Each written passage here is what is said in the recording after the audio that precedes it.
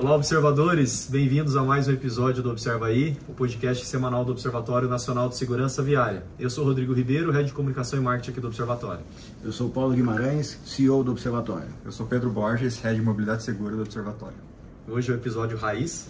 Episódio Raiz sem convidados. Sem convidados. Como tudo começou. Sim. Não, como começou não tinha nem câmera. É verdade.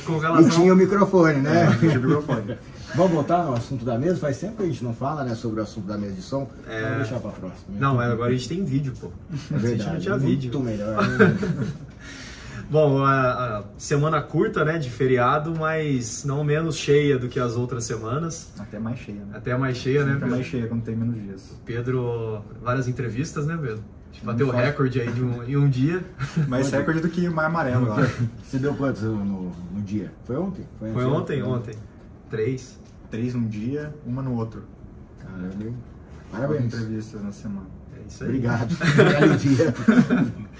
Bom, a gente tem essa semana, a próxima semana, um evento grande aí, o 37º Congresso de Pesquisa e Ensino em Transportes da ANPET. O Observatório estará presente e com muitas atividades lá, né? Muita coisa acontecendo lá. Então, a ANPET é a Associação Nacional de Pesquisa e Ensino em Transportes. Esse é o 37º congresso deles. É o congresso mais importante do Brasil na área de pesquisa em transportes. Ele vai acontecer do dia 6 ao 10 de novembro, lá em Santos. E o Observatório estará lá presente. Então, eu estarei lá, o professor Tiago, que é membro do nosso Conselho Deliberativo. E nós estamos com 3 trabalhos publicados e aprovados no congresso. Todos esses 3 apoiados pelo Observatório e fazendo parte do grupo de pesquisa do Observatório, que está cadastrado no CNPq. E teremos a apresentação desses trabalhos lá também. Então eu vou escrever um pouco deles. O primeiro é o intitulado Indicadores do Desempenho da Segurança Viária no Cenário Brasileiro, que é um trabalho da Dara, que é uma membro do nosso grupo de pesquisa. E nesse trabalho ela digamos, é uma versão beta daquilo que a gente quer fazer com o IRIS. Que é pegar indicadores em diferentes áreas aí da segurança viária. E esse trabalho ele é muito legal porque ela já começa a categorizar esses indicadores com base nos pilares do Penatrans. Então, isso ajuda muito a você organizar aí as ideias e os dados, né?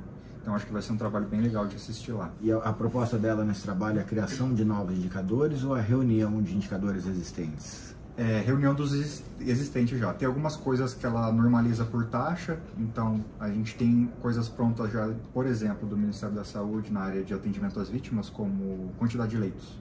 Então ela pega a quantidade de leitos do Estado e normaliza pela quantidade de pessoas. Então quantidade de leitos por 100 mil habitantes, 10 mil habitantes.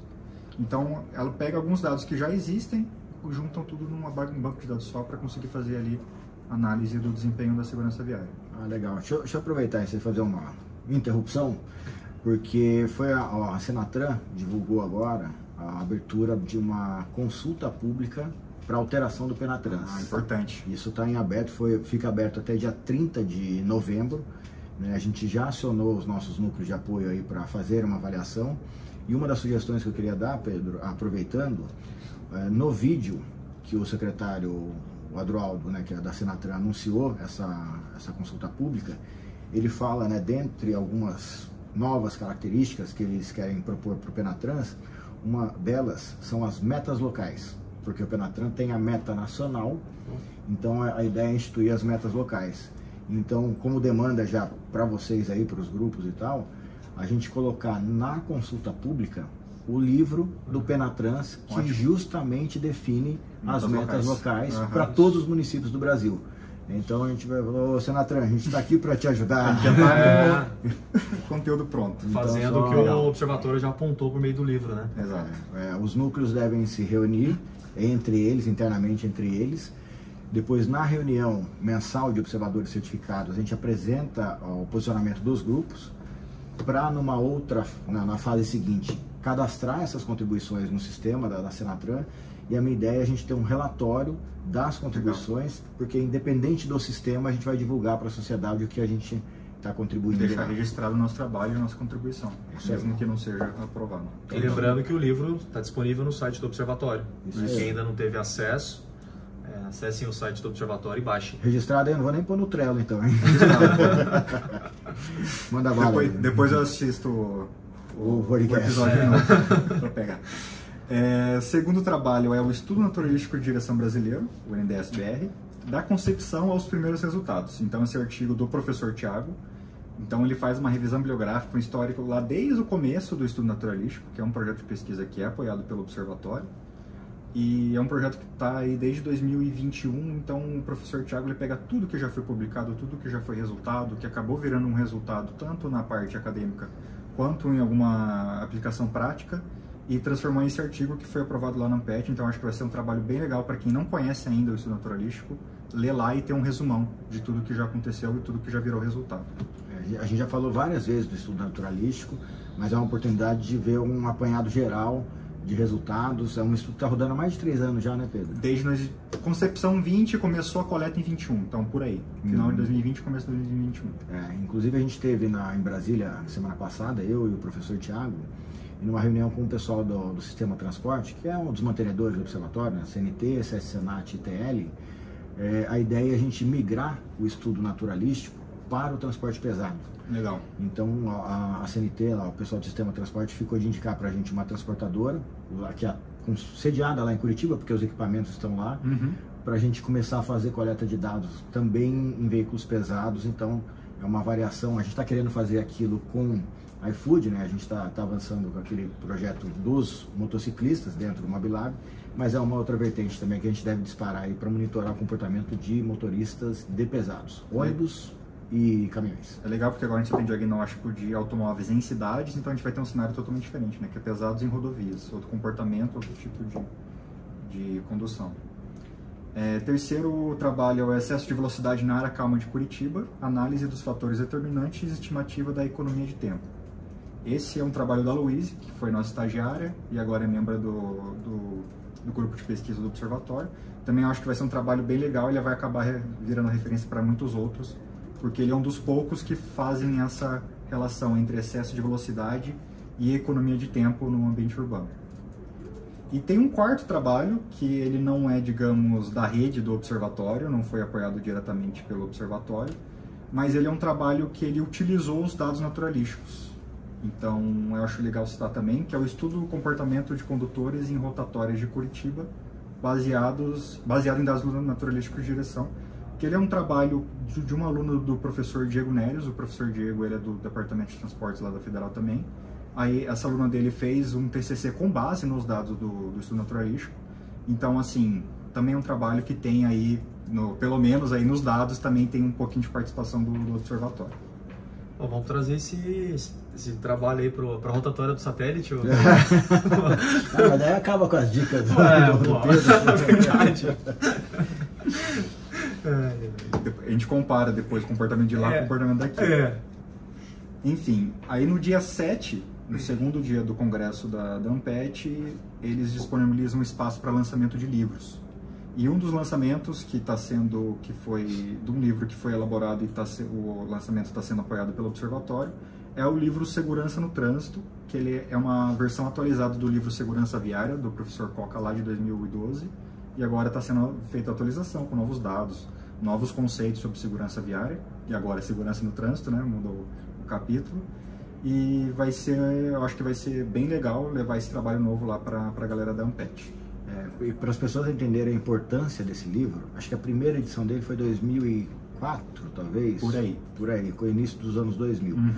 E a gente tinha quase que total ausência de literatura no Brasil para falar sobre segurança no trânsito. Então, o professor Coca é um dos pioneiros, né, em estudos, pesquisas, em sistematização de informações relacionadas à segurança viária aqui no Brasil. A gente passou por, acho que essa é a terceira edição já, teve uma revisão e agora a gente traz, né, atualiza conceitos mais modernos e tal. Então, para quem atua com segurança viária, principalmente na área de engenharia, de infraestrutura, a gente considera que é a Bíblia brasileira da segurança viária nessa área.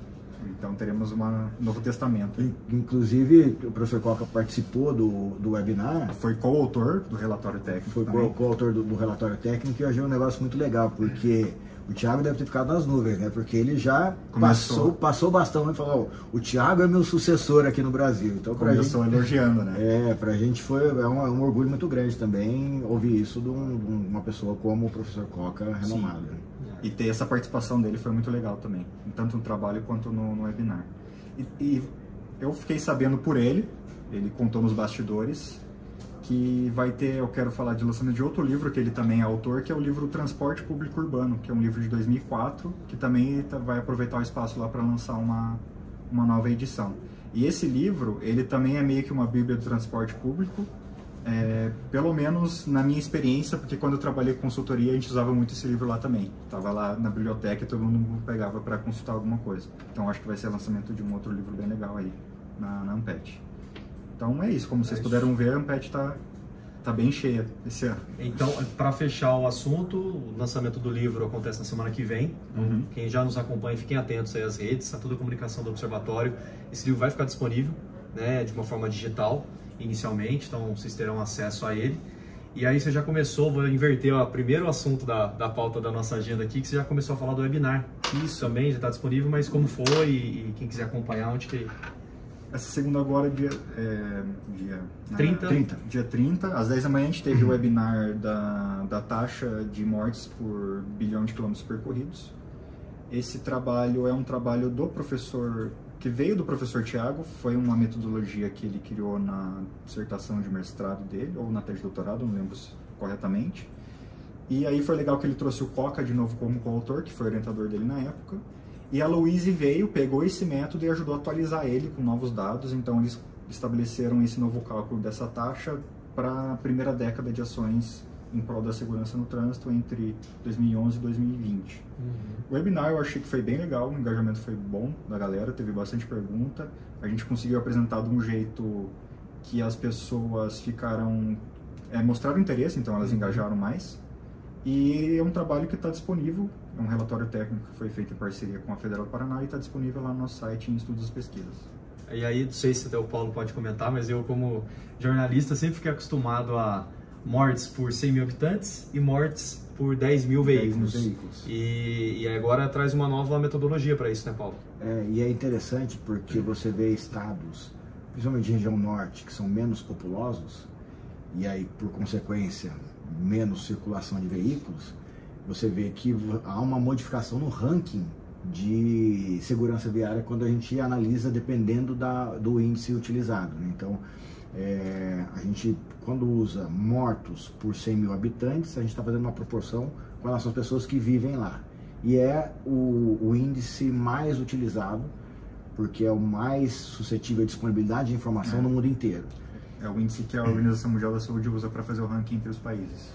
Mas a frota é né, mortos por 10 mil veículos, a gente usa muito aqui no Brasil, a gente considera a frota, mas é diferente, né? Para usar o exemplo, para as pessoas entenderem melhor o que está sendo colocado no webinar, assim, eu e o Rodrigo, a gente está se comparando aqui. O Rodrigo tem 5 carros na garagem e eu tenho só 1 carro na garagem.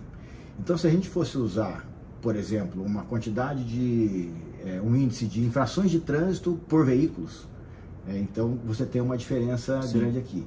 Só que no caso do Rodrigo é o seguinte, ele tem 5 carros, mas ele mora perto do trabalho, e a maior parte das vezes ele fica de home office. Então ele é mais um colecionador do que um utilizador. Eu não, eu sou um vendedor, né? Eu saio de casa cedo com o meu carro e circulo o dia inteiro para vender. Então tem muita diferença entre o grau de exposição quando a gente olha para a frota efetivamente circulante, né, ou pela quilometragem percorrida por essa frota. Então é uma nova forma de olhar, lembrando que é inédito no Brasil, ninguém nunca apresentou isso. Então, para quem aí não teve oportunidade de ver, baixa o estudo lá, está disponível também, assista o webinar para entender como é que funciona.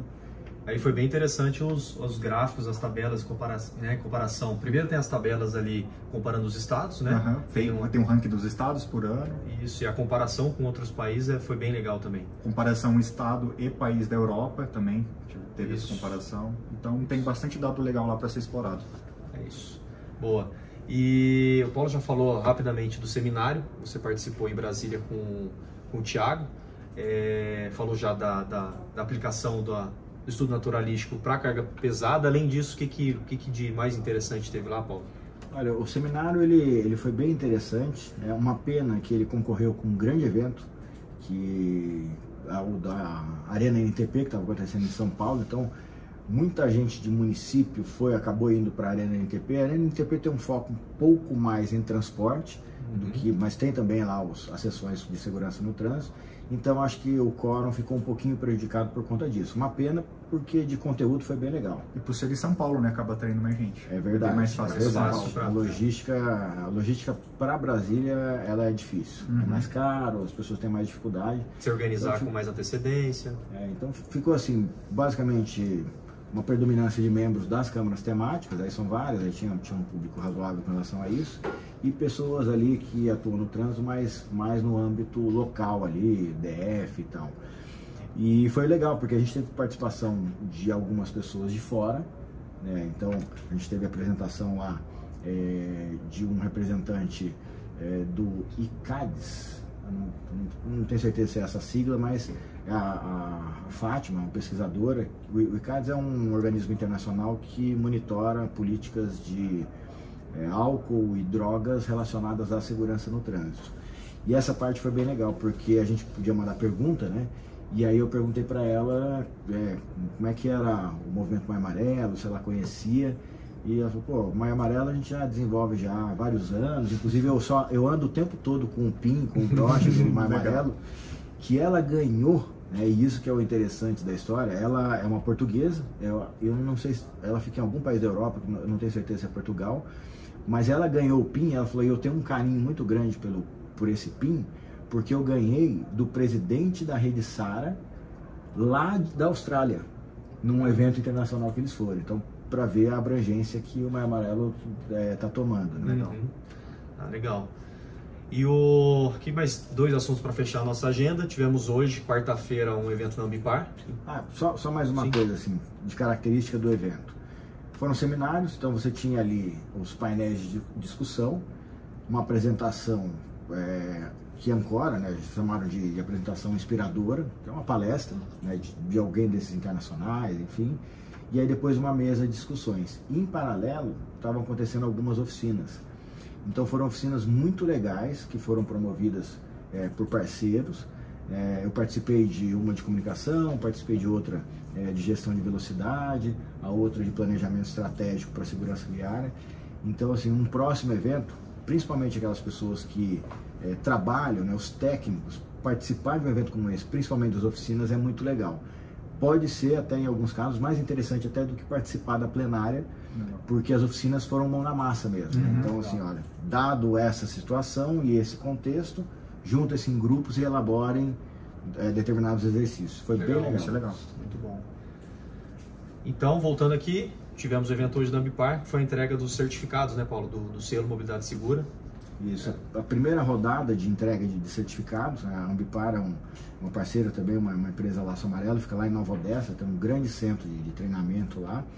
E que ponto que a gente está? Hoje a gente já tem mais ou menos 50 transportadoras que já aderiram ao selo Mobilidade Segura.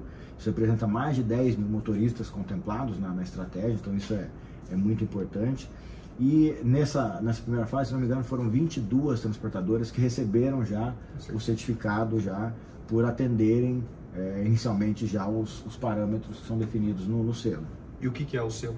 O selo é um processo de certificação, ele é baseado em 12 pilares, né?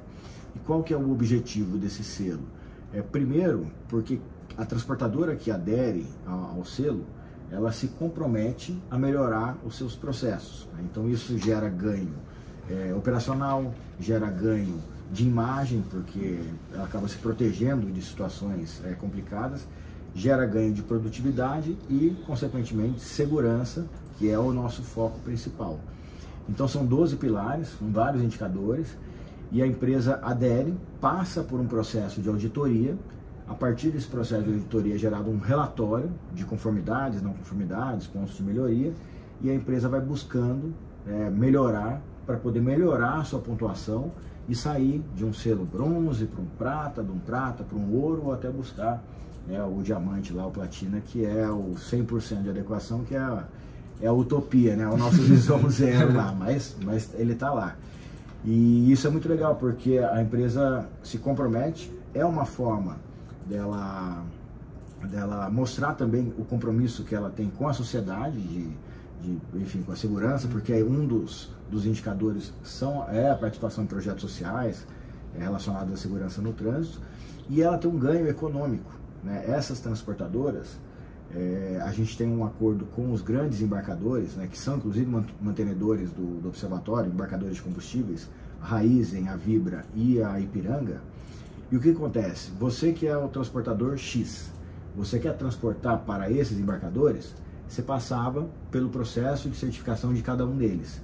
Então hoje, se essa transportadora passar pelo processo de certificação do observatório, ela já está apta a transportar para esses 3 grandes embarcadores. Então tem um ganho econômico também, de velocidade, de burocracia bem grande. O selo está indo super bem. Legal, que bom. E estamos com as inscrições abertas para a turma 11 de observadores certificados, já são 536 observadores. Aumentou um da última? Não sei. eu não sei. Eu não sei se é 536, 35 ou 34. Eu também não. Ou 40. Mas estamos com inscrições abertas até o dia 24 de novembro, então você que já atua em segurança viária ou tem o desejo de começar a atuar, se inscreva, entre no nosso site, tá? Todas as informações estão lá, os pré-requisitos, o que o programa de certificação, de qualificação para o observador. Mas é de certificação. É de certificação, né? Tá bom. Inclusive o nome tá dele é esse. Entre no nosso site, saibam mais, vocês podem, assim como esses mais de 500 profissionais atuarem na área de segurança viária, nos ajudarem a tornar o trânsito mais seguro. Mais de 500 foi ligeiro agora. Mais de 500 melhor, né? Aí não é. Melhor. E esse processo tem uma coisa interessante, a gente tem buscado trazer pessoas, né? É uma das metas do Observatório, a internacionalização oficial do Movimento Maio Amarelo. Então, a gente, muito provavelmente, quem conseguir passar no processo de seleção e participar da turma 11 vai ter um relacionamento internacional, porque a gente está trazendo pessoas de fora do Brasil, Portugal, Moçambique, né, fazendo uma nova rodada lá em Moçambique, para participarem desse processo. Então, a gente passa a ter trocas também dentro do grupo de observadores com pessoas de fora do Brasil. Isso é uma outra entrega que a gente quer fazer nesse processo de certificação. Boa. Paulo vai trazer para a gente aqui algumas notícias, né, Paulo? Que vale a pena. Notícias, boa. Duas, uma?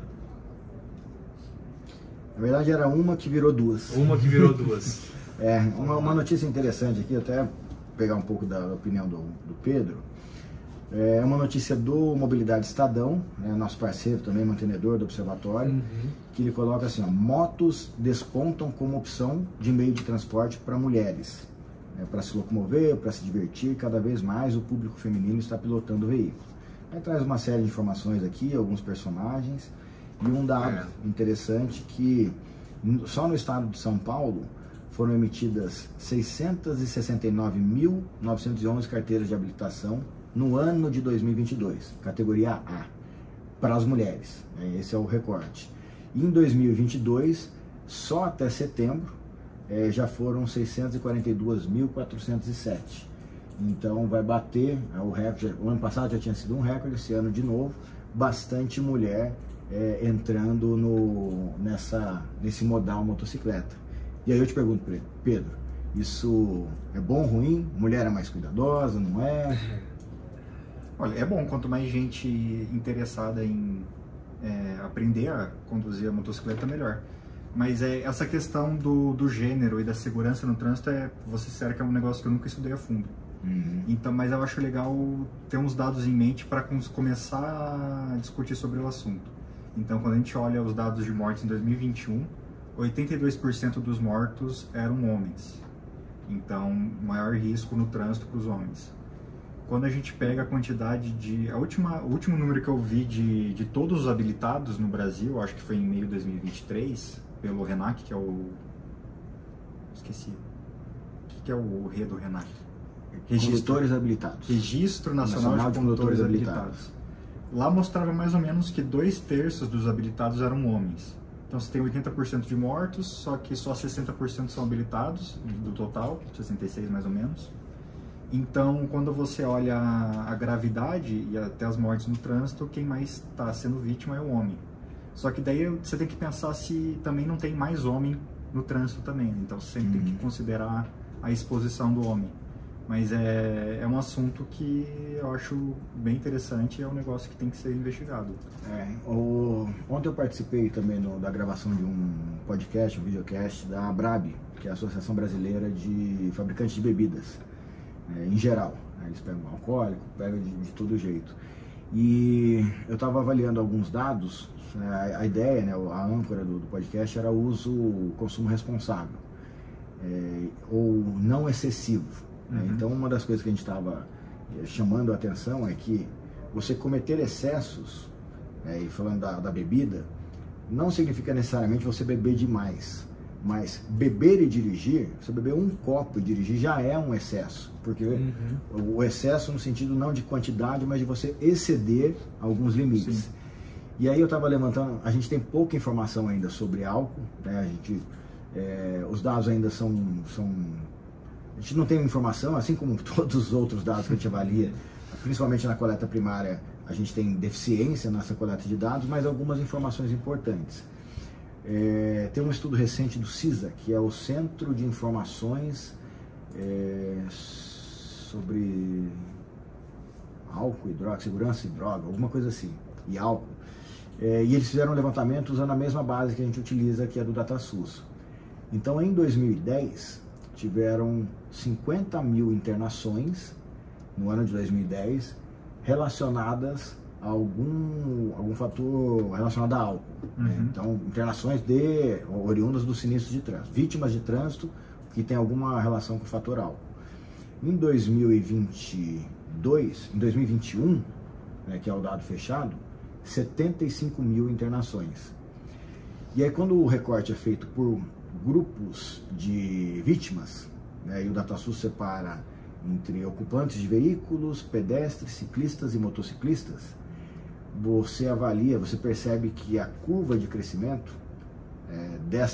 quando a gente separa por grupo de vítima, os demais grupos foram estáveis e os motociclistas tiveram um crescimento de 66% entre 2010 e 2021. E aí, mais interessante, quando você vai se debruçando um pouco mais sobre o dado, então aumentou, qual é o resumo? Aumentou em 66% nos últimos 10 anos, a gente pode considerar isso, o número de internações de motociclistas com um fator álcool relacionado. Aí a gente se pergunta assim no primeiro momento, os motociclistas estão bebendo mais? Não, porque a maior parte dessas internações teve o fator de álcool ali como fator predominante, mas do outro, do motorista. Então, isso chama atenção pela responsabilidade que a gente tem, né? O motociclista ele é mais vulnerável, até pelo tipo de veículo que ele usa, então tem gente bêbada prejudicando a segurança dos motociclistas, então uma outra vertente que a gente dá para adotar. E aí, nessa mesmo levantamento, voltando para o assunto das mulheres, foi feito na PNAD, que é a Pesquisa Nacional de Saúde, PNAD, é isso que chama? Hoje eu tô ruim dos nomes, hein, das siglas. Você tá bom, eu não ia lembrar nenhum. Você não lembra nem o nome da sua... Você não dá nem o que você comeu no almoço, pô. Deixa eu aproveitar o Google. Pega... Mas aí o que... amostra de domicílio. Amostra de domicílio. É PNS, a Pesquisa Nacional de Saúde com base na PNAD. Exatamente. E tem uma informação interessante lá, foram feitos questionamentos com relação à utilização de álcool e tal, e é tudo autodeclarado, né? Mas tá lá a informação, é uma informação.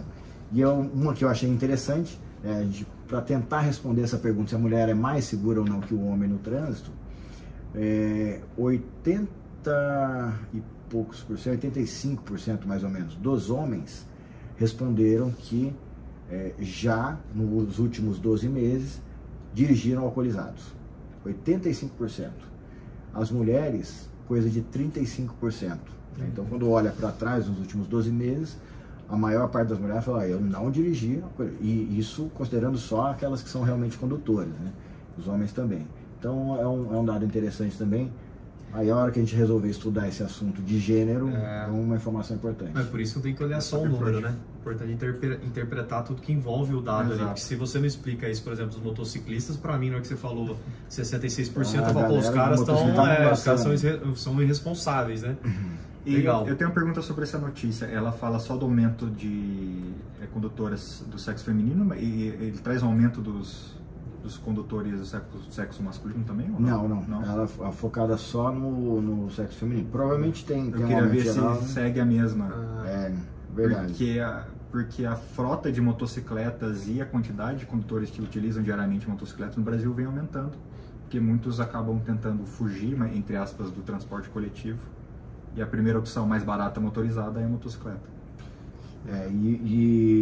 Mas é uma coisa interessante da gente avaliar. Eu acho que agora no final do ano, começo do ano, a gente já vai ter ferramenta já pronta para poder começar a fazer recortes melhores, né? O Mobilab avança, a gente está com as iniciativas. Tem bases que a gente já tem consolidado, né? Que a gente já consegue tirar, tipo o DataSUS, é a mais assim, mais fácil de conseguir puxar dados. E aí, uma outra, né? Como eu falei que são duas em uma, no último dia 25, tem uma atualização recente aqui no portal da Câmara dos Deputados. A gente tem um projeto de lei que está tramitando desde 2020, que é o projeto de lei 4474. O deputado é o Kim Kataguiri do... O que? Do partido? DEM. DEM, não é? Está escrito do lado do nome. Está escrito aqui? E aí ele fala o seguinte, ó, o projeto de lei é para alterar o Código de Trânsito Brasileiro. E agora, no último dia 25, ele protocolou e aprovou um pedido de rito de urgência na tramitação. E o que diz o PL? Ele é um PL que torna facultativa, né, e essa é uma notícia que é super importante, que precisa ser discutida, ele torna facultativo o candidato que quer fazer o exame para obter a Carteira Nacional de Habilitação, é facultativo fazer as aulas. Então, a parte teórica ele pode fazer por autoinstrução, ou seja, só ir lá no dia e fazer a prova e falar, estou preparado, vim fazer a prova. E as aulas práticas ele pode fazer com condutores, com instrutores avulsos, não necessariamente vinculados às autoescolas, aos CFCs. Então essa é uma notícia que mexe muito nesse mercado de trânsito, de mobilidade. Mudaria toda a estrutura, né? E muda toda a estrutura. E aí já começam as pessoas a perguntar, o observatório é a favor ou contra e tal. E toda vez que essa pergunta vem, o posicionamento do observatório com relação a isso é que a gente é a favor da reformulação do processo de formação de condutores. Então é um trabalho que a gente deve retomar a iniciativa, porque é um trabalho que foi feito. Aqui tem para quem está assistindo, aqui é um resumo do trabalho que foi feito. A gente passou 2 anos em cima desse tema com os pesquisadores, fazendo rodas de debate, audiências públicas, e a gente preparou, a entrega foi em dezembro de 2016, a gente protocolou esse projeto da nova formação de condutores. O estudo completo ele tem mais de 1000 páginas, onde a gente propôs um novo modelo de formação de condutores. Isso passou pelas câmaras temáticas, a gente protocolou também na Câmara dos Deputados, o negócio super andou. Lógico que teve ali os debates técnicos, inclusive com as próprias câmaras temáticas, na época eram 2, tanto a de educação quanto a de habilitação. E aí o que aconteceu? Aprovou-se o texto, foi para a Câmara Temática, e entre a saída da Câmara Temática e a publicação da resolução, colocaram um famoso jabuti. Né? O que é o jabuti nas linguajar? É um negócio que não tem nada a ver com o processo que está tramitando e que foi colocado lá. E modificaram a resolução. Então a resolução ela foi publicada no início de 2017, durou 1 mês e meio e foi revogada porque ficou muito claro que alguém mexeu para defender interesse de alguém lá dentro. Entendi. Então saiu da base técnica, foi para a base de interesse, e aí a sociedade reclamou, e aí tiveram que voltar atrás, uma época conturbada lá do antigo Denatran, e então isso seguiu. Então a gente deve retomar, tá? Então para quem quiser nos próximos meses aí nos ajudar a fazer a revisão desse processo, provavelmente isso entre como um item também de pesquisa Apartado da UFPR, a gente está trabalhando aí para que os núcleos sejam também vinculados a propósitos de pesquisa, mas isso deve avançar aí no ano que vem. Discussão importante aí. Chegamos no momento aqui da nossa dica, curiosidade da semana. Quem que quer? Eu começo. Começa? Começa com o Paulo Pesquisa. Toda vez você pergunta e toda vez é o Pedro que começa. Vai, Pedrão. Sempre que tem feriado eu penso em alguma coisa de rodovia, né? Porque muita gente pega a estrada e tal. Alguns episódios eu já falei sobre a questão da chuva, então já falei sobre espaço entre veículos, deixar um espaço para frenar. Já falei previsão de muita chuva, sul e sudeste nesse feriado. Paraná debaixo d'água. Já falei também sobre aquaplanagem em pista molhada e tal. E hoje eu quero falar sobre a visibilidade. Então, principalmente na questão de climas chuvosos e tal, pista muito molhada. Além da chuva forte no para-brisa, você tem outro problema que é o spray dos pneus dos carros da frente. Quanto maior o pneu, maior o spray, no caso de caminhão ou ônibus. Então, minha dica da semana é cuidado com a visibilidade e faça a manutenção do seu limpador de para-brisa. Muita gente deixa de fazer, a borrachinha ali fica muito seca e você não dá conta na hora de um spray em rodovias em altas velocidades, você acaba perdendo a visibilidade. Vou aproveitar e vou derivar uma curiosidade daí. Você falou do limpador de para-brisa, né? E uma curiosidade que pouca gente sabe é que se você tiver, por exemplo, sem água no seu limpador de para-brisa, você pode ter o veículo apreendido. É verdade. É sério? É verdade. É sério. Por quê? Porque... Ouviu ele? Tem que pôr a aguinha lá. Porque o limpador de para-brisa ele está vinculado ali, ele está listado como um item obrigatório dos veículos, inclusive atribuído à segurança, né? O Pedro acabou de dar uma dica sobre segurança. E existe uma infração de trânsito que é você transitar com itens de segurança, né? Sem os itens de segurança ou com eles inoperantes. Então eu já ouvi casos do policial, aquele que gosta de ver as coisas nos mínimos detalhes. Tava procurando. Deixa eu ver o seu limpador de para-brisa. Não achei nada. Deixa eu ver o seu limpador de para-brisa. E aí ele estava inoperante, né? O cara tá sujo, o para-brisa não consegue limpar, tá inoperante. E aí acaba levando aí uma multinha e o veículo ele fica retido até a regularização da situação. Se você não tiver uma garrafinha d'água para preencher ali, vai ter que buscar lá no pátio. Então essa é a curiosidade da semana. Pô, salvo pela dica aí. Eu tava com algumas aqui, mas eu achei mais interessante. Não, mas foi boa essa aí. Essa aqui eu vou guardar para semana que vem. Essa de fato foi a curiosidade, eu não sabia. Isso. Viu? Encerramos sem convidados hoje? Sem convidados, mas rendeu bastante assunto aqui. Rendeu bastante. É isso. Bom, gostaria de agradecer a todas as pessoas que têm nos acompanhado, assistido. Agradecer a toda a nossa rede, os mantenedores sociais do Observatório, a Braciclo, a Fávia, CNT, CS Senat, ITL, a GoPlus, a Gringo, a iFood, Ipiranga, Mobilidade Estadão, Raizen, Uber, Veloy e Vibra, aos 536, são 536 mesmo. Estava aqui na cola, eu não tinha visto aquela hora. Aos 536 observadores certificados, a todas as empresas, prefeituras e entidades Laço Amarelo, a todas que aderiram ao Educa e a todas as instituições que mantêm cooperações técnicas aqui com o Observatório. Valeu, pessoal, até o próximo episódio. Valeu, pessoal, até a próxima. Tchau, tchau, galera. Até a próxima.